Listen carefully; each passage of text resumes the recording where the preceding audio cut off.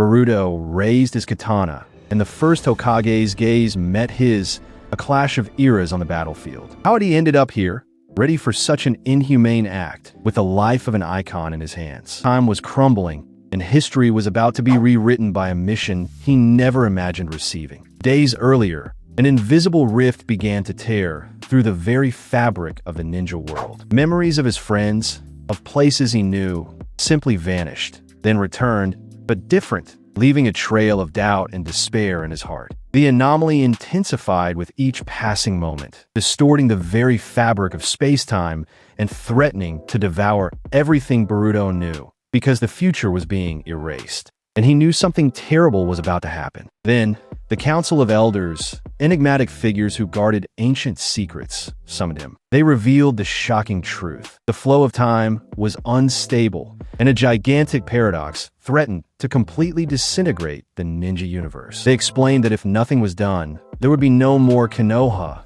no more Uzumakis, not even the concept of chakra would exist, and the very memory of their lives would be wiped from existence, a total and irreversible annihilation. The sacrifice was inevitable. The solution, they said, lay in an extreme act, a taboo that no ninja would ever dare. Boruto would have to travel through time, not to prevent a war or save someone, but to eliminate the root of the problem. Hashirama Senju, the first Hokage. The name echoed in his mind like thunder, and Boruto felt the ground disappear beneath his feet because it was absurd, a crime against history itself. He questioned their sanity, but the elders showed him distorted images of an empty future, a horror that left him speechless. What he will do, or what he represents, is the breaking point, one of the elders whispered in a grave voice. Hashirama, in his essence, will create the trigger for destruction. He must be erased before time tears itself apart completely. And Boruto felt the weight of the world on his shoulders. With a torn heart,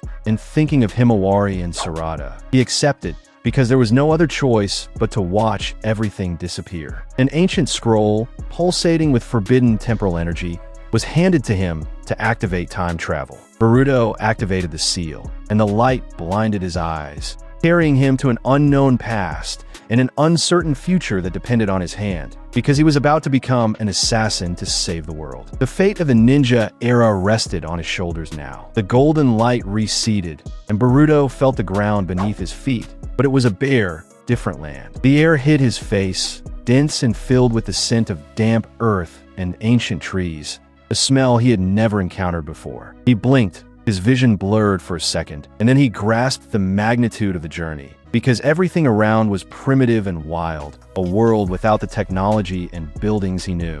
This was Hashirama Senju's era, before Konoha existed. Then he saw him. Far off, near a clearing where some men were working, stood Hashirama, imposing and smiling, laughing loudly as he helped fell a gigantic tree with his bare hands, because his aura was palpable even from afar.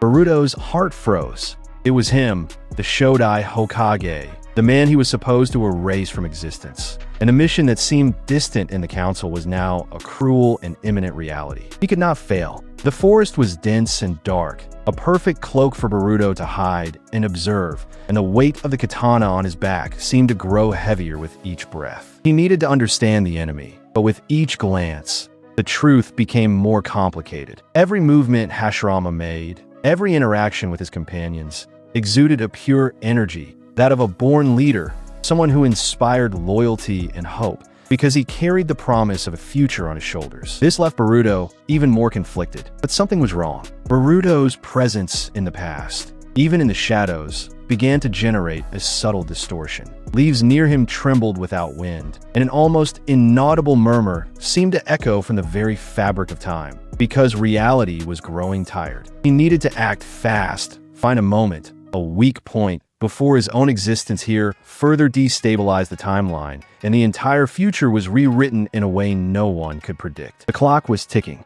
Boruto moved, using his ANBU training to become a shadow, approaching the clearing with silent steps, every muscle tense, because the slightest mistake could be catastrophic for his mission. He hid behind a giant bush. Up close, Hashirama was even more impressive. He stopped working, looked at the sky with a thoughtful expression, and then conjured a gigantic wood golem with ease, using it to move a massive log into the exact spot. creating a foundation. This was the future, the genesis of Konoha, the vision of a world at peace being born from the hands of his target. Boruto felt the blade in his hand, and it seemed too heavy now. He didn't know if he could lift it. Boruto's blade descended in a blue flash, and a cry of shock tore through the forest silence. How could such an impossible, such an unbelievable blow suddenly happen? An act that would change everything and tear apart time itself. Cold sweat dripped down Boruto's temple, because hesitation was a luxury he could no longer afford.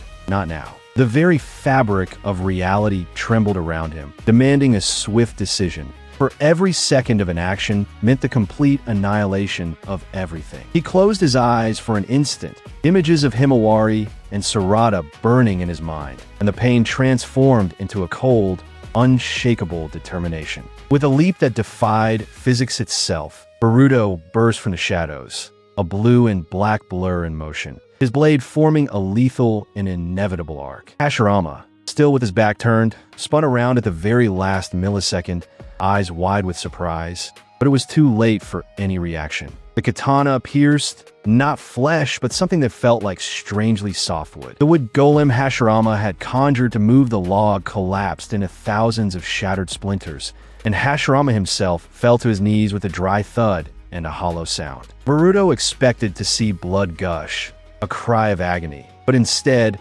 Hashirama's body disintegrated into a mist of golden particles and wood dust, as if he had never been flesh and blood. What was that? A gigantic tremor spread through the entire forest. The ground cracked beneath his feet, and the sky above split into unreal colors, because the cosmic paradox was tearing reality itself apart. Boruto's memories began to distort and fade from his own mind, an agonizing pain that made him scream, and he realized he hadn't killed Hashirama, but rather activated something far, far worse. Boruto found himself back, but the world before him was a silent aberration. Where was he now? What happened to everything? And why was the quiet so deafening? The pain of the paradox still tore at his mind, an extreme agony that consumed every nerve, and he grasped what remained of the temporal energy with desperate strength, forcing one last transition. He channeled the fragment of the ancient scroll, focusing on home, on his own timeline, because the past was disintegrating and he needed to escape the apocalypse he had created.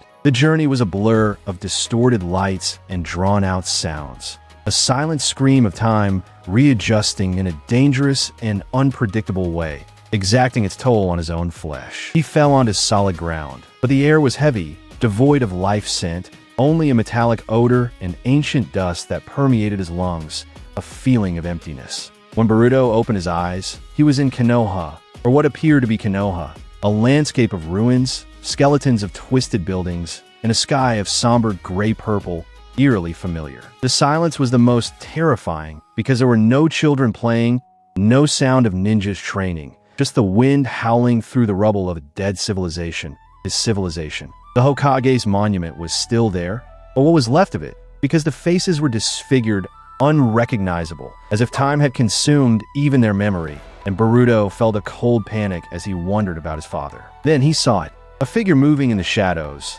not human, but a skeletal creature with empty eyes and disfigured jaws, dragging itself out of a destroyed house. And Boruto knew that was a horror. He drew his katana, heart pounding, because it wasn't just the world that was altered, but something sinister and unknown awaited him in the ruins of his own home. The creature sensed him, turned its hollow head in his direction, and then a chorus of chilling whispers arose from the surrounding shadows, because Boruto was surrounded by hordes of these monsters. Boruto spun his katana, and the clash of blade against rusted metal was deafening, but the skeletal creatures kept advancing in a wave of terror. Their empty eyes seemed to suck the very life from that dead world, and the previous quiet was now filled with a chorus of chilling whispers that made him dizzy, because it was a scene from a horror movie unfolding right before him. He pushed himself back, slicing one of the abominations in half with a precise movement, but two more immediately emerged from the shadows, with thin, bony arms outstretched to try and capture him. They weren't just carcasses,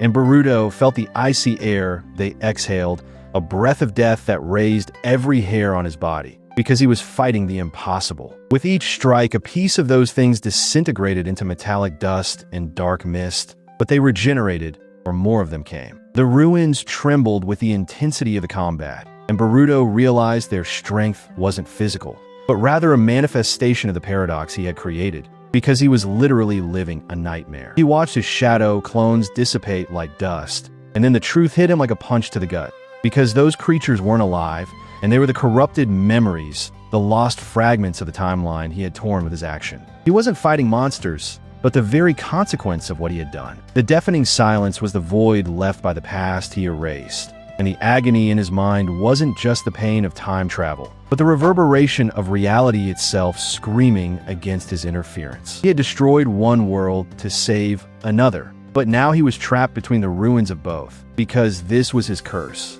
Then, a voice echoed, not from a body, but from the very air, deep and laden with ancient wisdom. You didn't kill Hashirama, kid. You merely activated the trigger, time's ultimate defense against the taboo. The image of Hashirama, smiling and jesting with his companions, flashed in his mind, and Boruto felt a cold panic. A figure materialized from the shadows, not a creature, but a translucent and ethereal form, with Hashirama Senju's eyes, but a sad smile. I knew someone would try, because time always finds a way to protect itself, the ghostly voice continued. That would clone wasn't to defend me. It was a bait for the paradox. Your act, the intention to erase the founder, was what truly tore reality apart, the figure said, and Boruto felt a shiver run down his spine. It wasn't my existence destabilizing the future, but your attempt to eliminate me. You traded an unknown future for an immediate apocalypse. He had fallen into a trap, and it was all in vain. The price of the salvation Boruto sought was the soul of the past, a past he could never return to, and now he was trapped in that limbo, a guardian of ruins he himself had created. The only way to seal the wound he opened would be to become the very anchor of time in that void, absorbing the distortion. With a cry of despair, but also of a new and bitter determination, Boruto plunged his katana into the ground of that destroyed Konoha, and a pulse of temporal chakra erupted from him, tearing through the air with blue and golden light. He would become the barrier, the ultimate sacrifice, so that the rest of the ninja universe would have a chance because there was nothing left to lose. The skeletal creatures stopped, and the whispers faded until they became a total silence. The golden light consumed Boruto, transforming him into a beacon of energy amidst the desolation, sealing the rift, not mending it, but containing the horror he had unleashed. He was the living memory of a world that should never have been. So, what did you think of this twist in Boruto's fate? Drop a like if the story kept you hooked until the end. Subscribe to the channel so you don't miss the next adventures, and comment your theory about Boruto's future.